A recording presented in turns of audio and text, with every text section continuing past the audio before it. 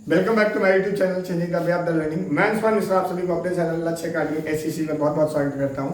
My dear student, आज का जो सेशन रहने वाला है कक्षा 10 के जियोग्राफी का सेशन जो है वो आपको मैं प्रारंभ करने जा रहा हूं, जिसमें संसाधन एवं विकास नामक चैप्टर है। पाठ 1 संसाधन एवं विकास, ये अध्याय आप सभी के सामने प्रस्तुत किया जा रहा है। संसाधन एवं विकास। My dear student, 1 short video है आप सभी के सामने, और ये वीडियो जैसा हो सकता है हम 100% प्रयास करेंगे कि 100% खत्म किया जाए। तो मेरे प्यारे युवा साथियों, आप सभी से अनुरोध है कि पूरे तन मन धन से वीडियो को फोकस करें। बच्चों, संसाधन क्या होता है ये जानते हैं। तो प्रकृति में वही सभी पदार्थ या वस्तुएं जो मानव जीवन की परिसंपत्ति बन जाए, मानव जीवन की संपत्ति बन जाए, वो संसाधन कहलाती हैं। संसाधन क्या होता है, ठीक है ना। तो पहले ये जानते हैं, प्रकृति में विद्यमान वे सभी संसाधन, प्रकृति में विद्यमान वे सभी चीजें, वे सभी वस्तुएं, वे सभी वस्तुएं जो मानव जीवन की संपत्ति बन जाए,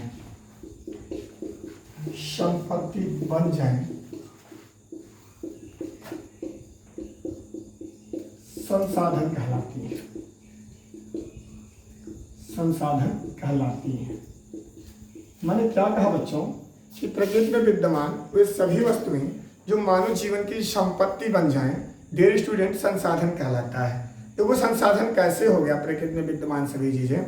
जैसे फॉर एग्जाम्पल सूर्य था, आज तक वो हम लोगों के लिए शून्य था, कोई प्रयोग नहीं था। लेकिन जब आवश्यकता ही पड़ी तो हमने सूर्य से ही लाइट चलाना शुरू कर दिया, बैटरी चार्ज करना शुरू कर दिया।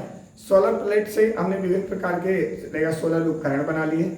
आप ले लीजिए वायु से पवन चक्की बना करके हम लोगों ने लाइट बनाना शुरू कर दिया। तो प्रकृति में विद्यमान पानी जो था, पानी से टरबाइन लगा कर विद्युत बनाना शुरू कर दिया। तो प्रकृति में विद्यमान वे सभी वस्तुएं जो मानव जीवन की संपत्ति बन जाएं, वो सभी संसाधन कहलाते हैं। ठीक है, वो सभी संसाधन कहलाते हैं। अब बच्चों, संसाधन के प्रकार जानते हैं, ठीक है ना। संसाधन के प्रकार क्या है? तो डियर स्टूडेंट, ये जानते हैं कि संसाधन कितने प्रकार से हो सकते हैं। तो बच्चों, जो संसाधन के प्रकार हैं, पहली बात करूं संसाधन के प्रकार में, तो यह उत्पत्ति के आधार पर, पहला जो संसाधन है उत्पत्ति के आधार पर, उत्पत्ति के आधार पर। दूसरा है समव्ययता के आधार पर, ठीक है ना, समव्ययता के आधार पर। और इसके बाद में तीसरा बच्चों, तीसरा आपके सभी के सामने स्वामित्व के आधार पर, स्वामित्व के आधार पर। और चौथा विकास के आधार पर। चौथा बच्चों विकास के आधार पर, विकास के आधार पर। अब ये जानते हैं, मैंने ये बताया कि जो मानव जीवन की संपदा बन जाए, संपत्ति बन जाए, संसाधन होते हैं। संसाधन को मुख्यतः मैंने 4 भागों से डिफाइन कर दिया है, ठीक है, उत्पत्ति के आधार पर। और इसके बाद में ये संसाधन के मेन रूप से प्रकार हैं। अब जानते हैं, ठीक है। अब इसका स्क्रीनशॉट ले लो, फिर आगे हम बताते हैं।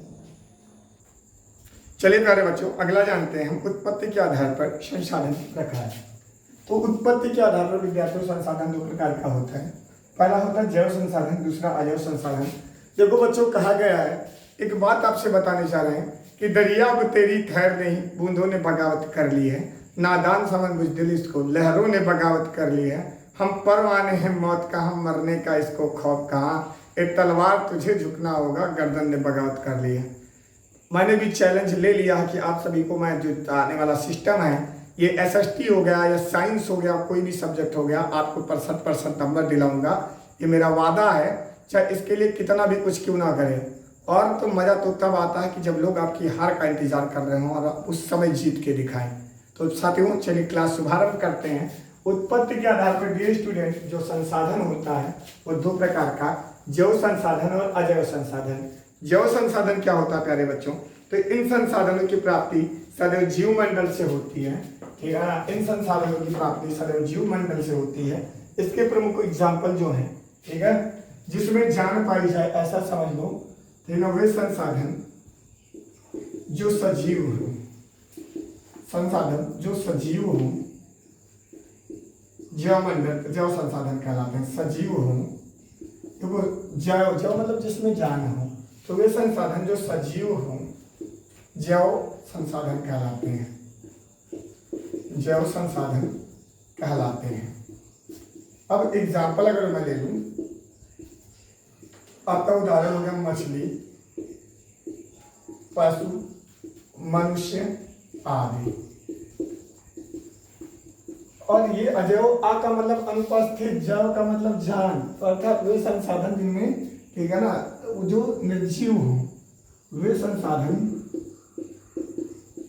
जो प्रकृति में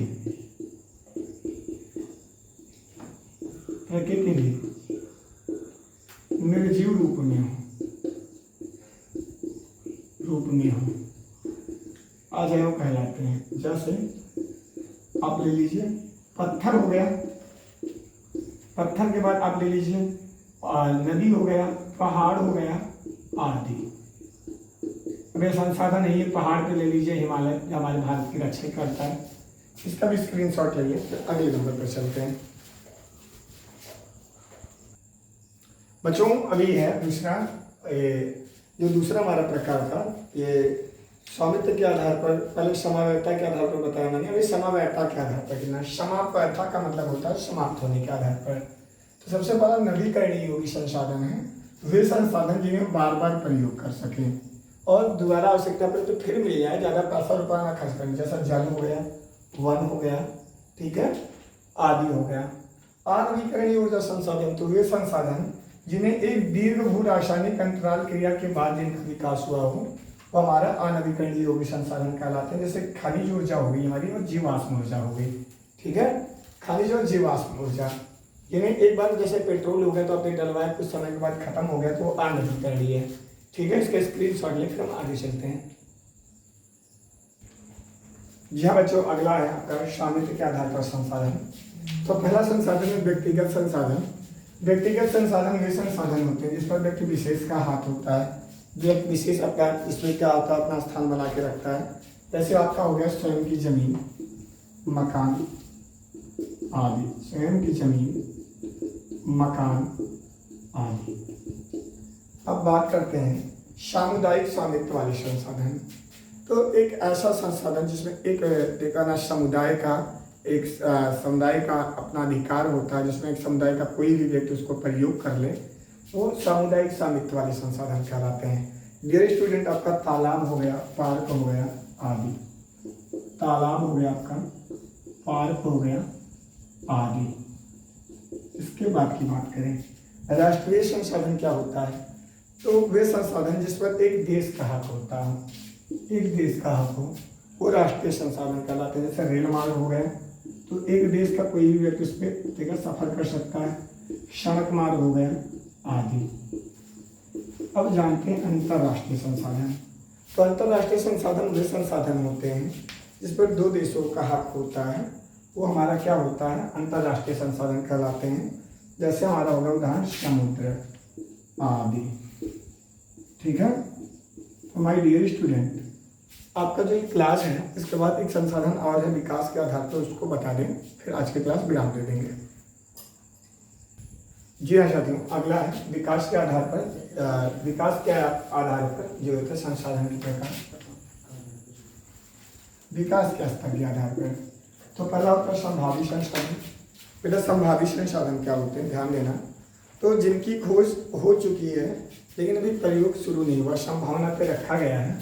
जिनकी खोज तो हो गई है, खोज तो हो गई है लेकिन संभावना के आधार पर रखा गया है, संभावना के आधार पर रखा गया है। अब ऐसे कौन से संसाधन हैं आपके बेटा, तो ऐसे हमारे हो गए गुजरात व राजस्थान में पवन ऊर्जा के बारे में बहुत डीपली पता कर लिया गया है, लेकिन अभी कार्य शुरू नहीं किया गया है, ठीक है। गुजरात व राजस्थान की पवन ऊर्जा व राजस्थान की पवन ऊर्जा। अब जानते हैं अगला विकसित संसाधन क्या है। तो वे संसाधन जिनका एक सर्वेक्षण किया जा चुका है, उनके उपयोग की गुणवत्ता निर्धारित की जा चुकी है, वो विकसित संसाधन कहलाते हैं। अब भंडार क्या है? तो वे संसाधन जो मानव की आवश्यकताओं की पूर्ति करते हैं भंडार कहलाते हैं। ठीक है, जैसे हमारा होगा, अब एग्जाम्पल के तौर पर ले लो, हाइड्रोजन जो है एक प्रकार का बड़ा ऐसा संसाधन है। संचित कोष क्या होते हैं? तो जिनको कलेक्शन किया जाए, ऐसा ले लो आप विषय। ठीक है, तो बच्चों वक्त तो चला विदा लेने का, और कल हम आपको अगली क्लास के साथ उपस्थित होंगे। जय हिंद, जय भारत, वंदे मातरम।